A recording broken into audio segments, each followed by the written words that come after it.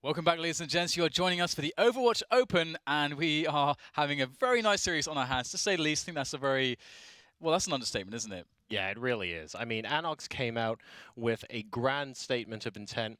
The full hold made us all worry a little bit. 1-0 up, and then on the King of the Hill map as well, going 2-0 up, a little bit difficult. And we just watched MISFITS do some incredible character building, Rocky montage-esque shenanigans to take Lijiang Tower back from the brink 3-2. Brilliant. I mean, considering that it was looking so one-sided, they somehow switched the gear. They found the right adaptation. Again, we were focusing on Zapre, but now we're going to Dorado. We switched the pace up a little bit, and do you think that's going to favor ANOX going into this? It has to favor ANOX based on previous experience because they completely held King's Row. One thing I would say about Dorado is that you don't have the initial capture point to allow the payload to get unlocked. It is a full payload all the way.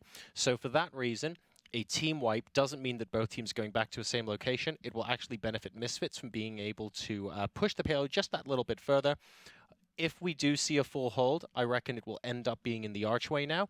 ANOX have been very good at controlling very specific areas of the map, but I think MISFITS must have some renewed confidence after that last map.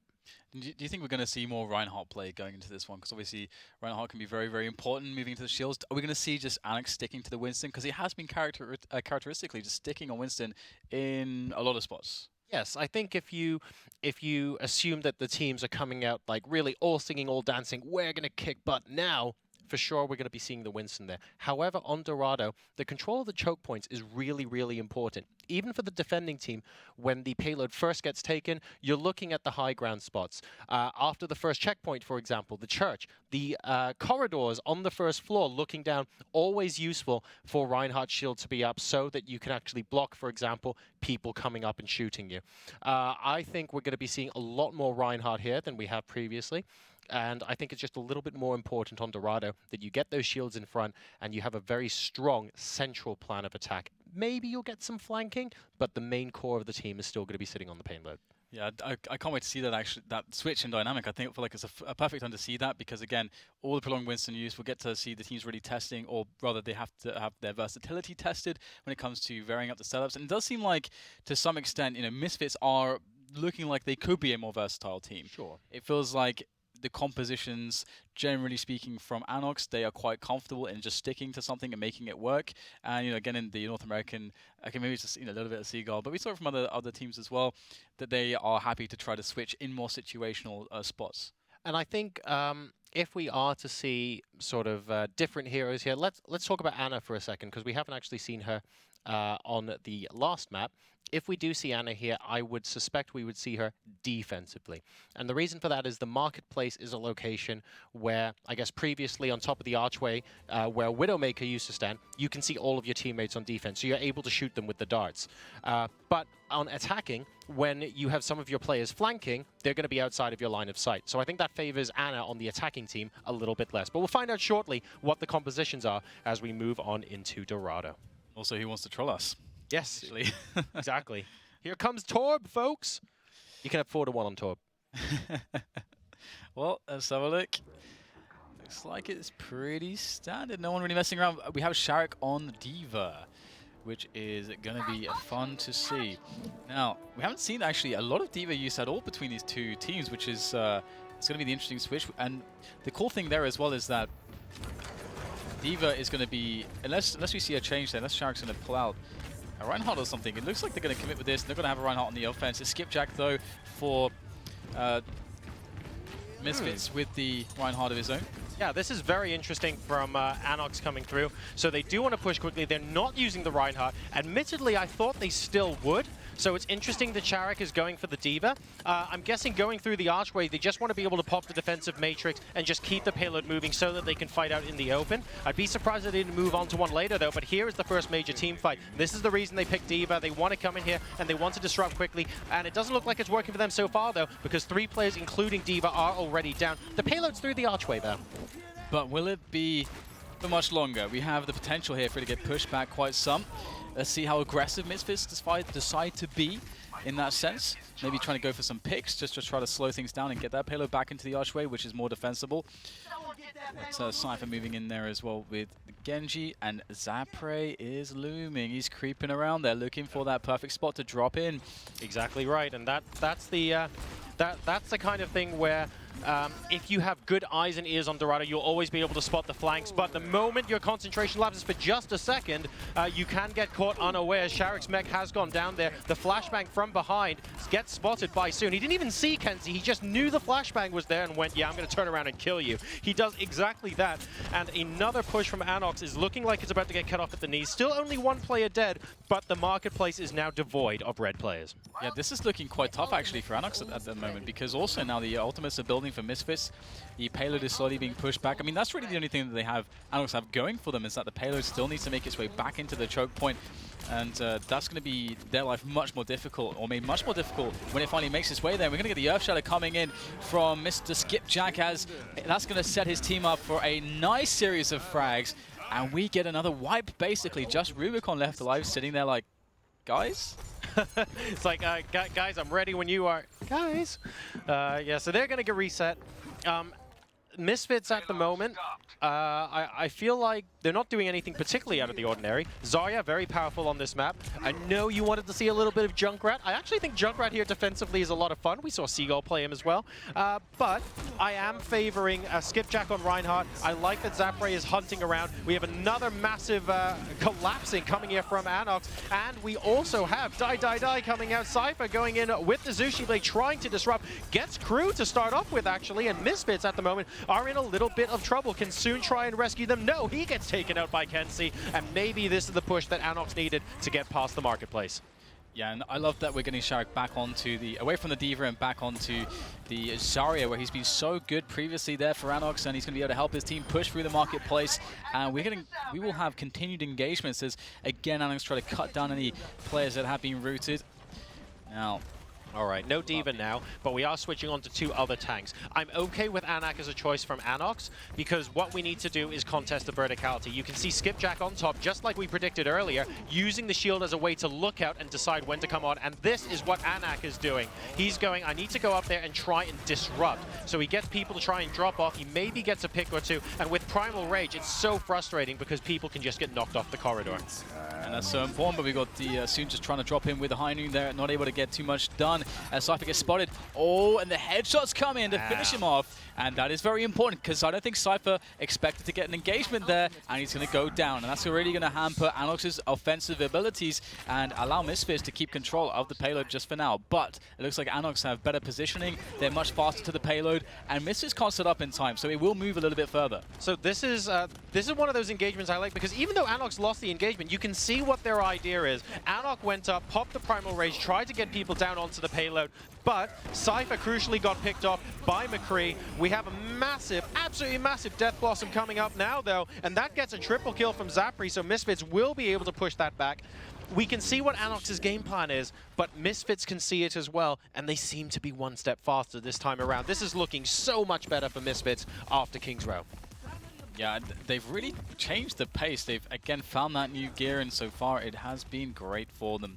You can see, again, the high ground setup coming in from them. We should expect Anik to get up there, but this time he doesn't have a Primal Rage, so maybe not, as he can't knock them off. And instead he's going to just accompany his teammates on the payload, dropping the barrier there as they try to break the archway, break the ramp, but it's Soon trying to get that first frag. He's going to be able to pick it up with the help of the Reinhardt there. Skipjack doing excellent work providing the cover. Good team play coming in here. This is a really solid unit, and MISFITS are just working wonderfully together. Yeah, and again, just the one kill from Cypher on Dragon Blade as well, so not particularly strong for him, because MISFITS know to collapse upon him as soon as they spot it. I feel like ANOX, with their reluctance to pick Reinhardt, for example, on this map, they really favor the high-intensity, speedy engagements. That's why Anak loves Winston and is just so successful on him. MISFITS prefer the slower approach. They have Zarya. They have Skipjack on Reinhardt. They're very patient, and they're looking for weaknesses. That's great once you get the payload, but maybe not so great on a capture point, which is why you saw ANOX have a bit more success on King's Row. And well, we will get the barrier, sound barrier dropped for ANOX, but they will all get smashed to pieces, to smithereens, as Misfits seem to be unchallenged, not even having to drop too many ultimates of their own to defend, leaving them now with 4 ultimates to play with, almost having the Transcendence up on Zebasai as well. Obviously, Crew was able to get a nice Graviton off, which really made the difference.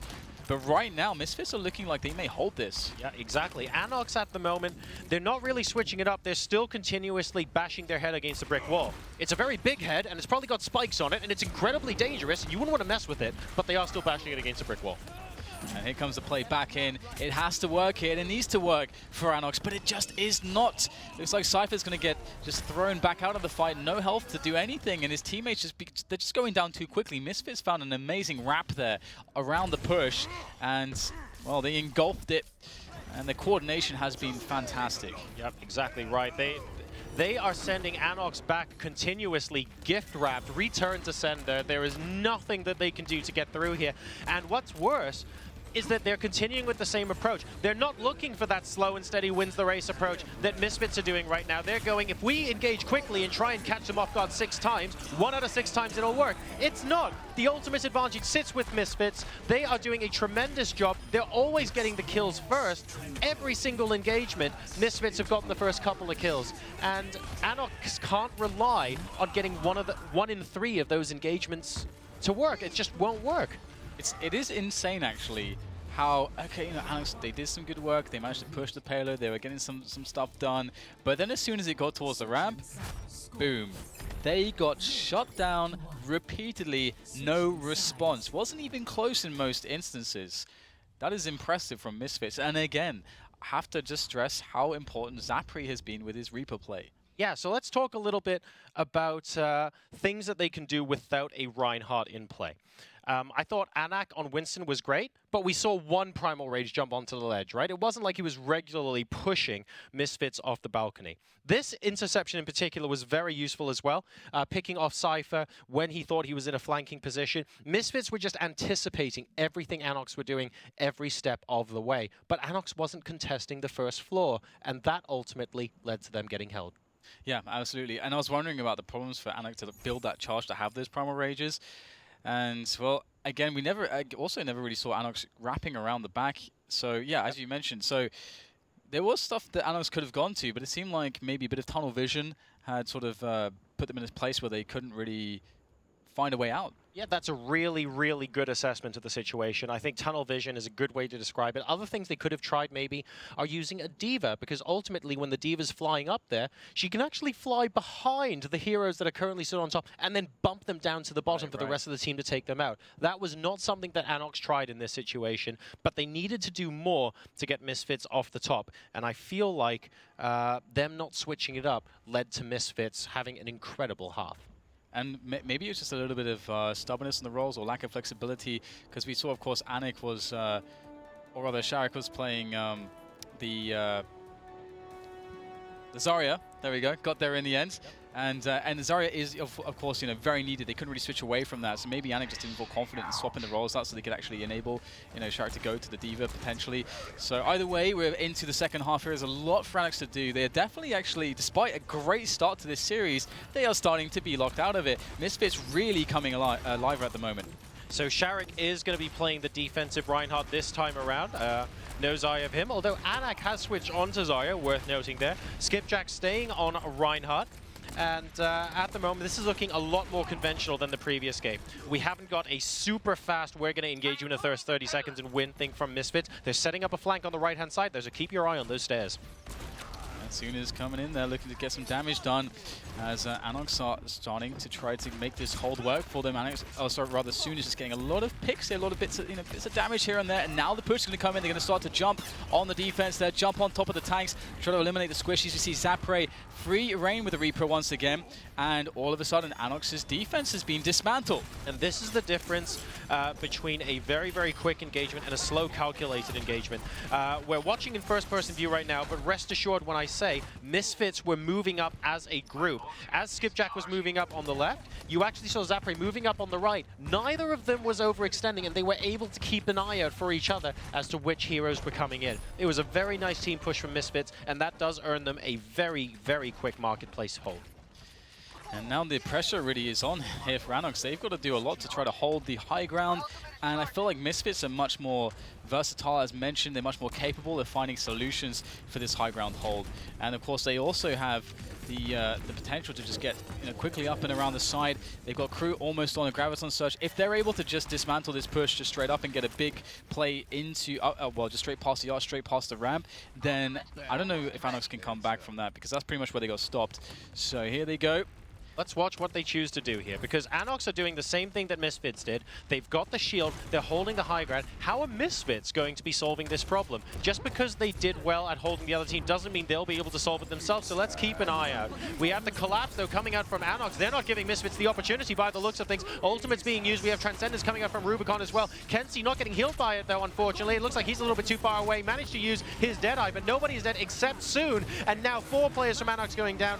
Maybe waiting would have been the better option there, but all of a sudden that is going to lead to one team wipe securing them the victory. Crazy stuff, absolutely insane. That you could see that there was so much patience being used by by ANOX on that Zarya. When do I drop the Graviton Surge? Because he knew that it had to be perfect.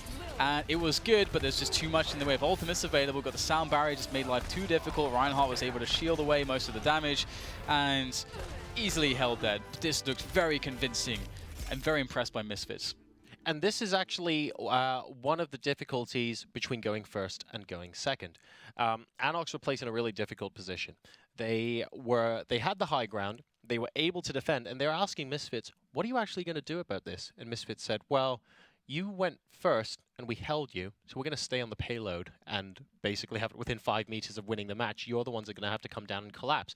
So ANOX were forced to take that engagement because MISFITS were able to hold them first, and that put them in a position where everyone was just fighting on the ground. There was no necessity for MISFITS to actually come up and contest, and I thought that was a great decision.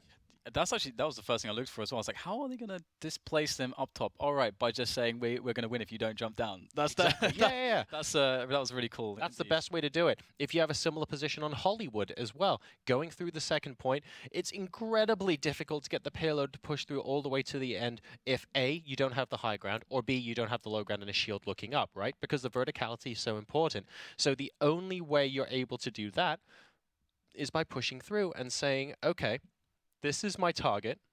You need to come down and fight me on my terms, or I'm just going to win the map outright. And that's actually one of the advantages of going second, I suppose, when you're attacking.